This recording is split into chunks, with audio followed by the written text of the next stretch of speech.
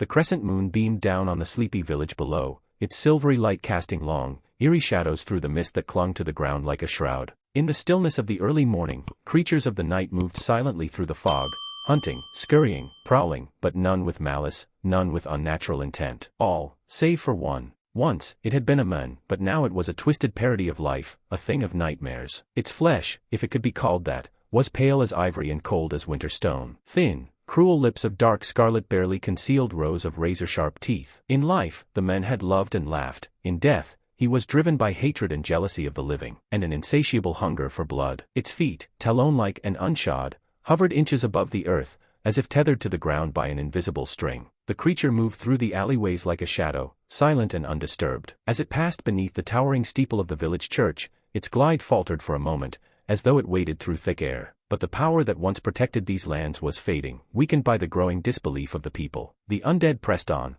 eyes fixed on the small house at the end of the street. It was a charming little home, with blue siding, white trim, and a neat lawn. The roses that lined the porch, once a symbol of protection in ages past, now stood as mere decoration, their power forgotten. Belief had withered away, and with it, the strength of the old ways. The creature passed through the front door without resistance, its form moving like smoke. Up the stairs, it floated, its goal clear. A mother and father slept soundly in their room, but it had no interest in them. Its hunger was drawn to something else, the tender flesh and sweet blood of a child, and the grief of a mother, it knew, would only add to its feast. The boy lay restless in his bed, plagued by unsettling dreams. Earlier that night, he had run to his parents' room, seeking comfort. His mother, half asleep, had hugged him, whispering soft reassurances. His father, waking with a smile, took the boy's hands and said, "You're brave, son. You don't need to fear bad dreams. Monsters aren't real, and what isn't real can't hurt you." The boy, feeling emboldened, had returned to his own bed, determined to prove his bravery. But now, as the creature darkened his doorway, his father's words rang hollow. The boy's breath caught in his throat as he stared at the ghastly figure,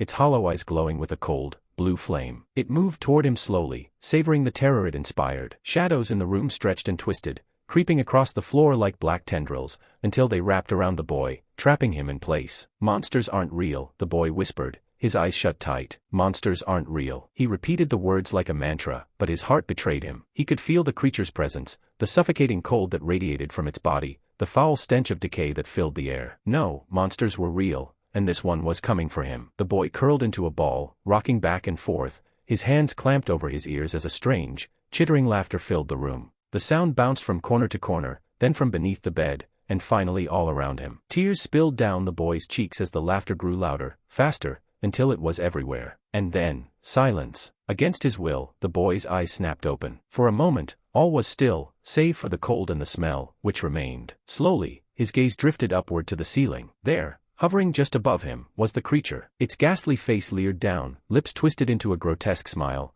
glowing eyes fixed on his trembling form. It reached out, claws ready to tear, mouth open in anticipation of the blood it would soon drink. But just as the horror was about to strike, the boy acted on pure instinct. In one swift motion, he pulled his blanket over his head, enveloping himself in its familiar warmth. A blinding white light erupted from beneath the covers, searing the air with its intensity. The creature screamed, recoiling as its outstretched hands burned with a fury akin to flesh thrust into fire. Blind and writhing in agony, it howled and faltered, retreating from the boy's bed. In a blink, the nightmare vanished into the ether, defeated. Since time immemorial, children have known one universal truth, an instinct not taught but felt deep within their hearts. Monsters, no matter how terrifying, cannot reach you beneath the safety of your blanket.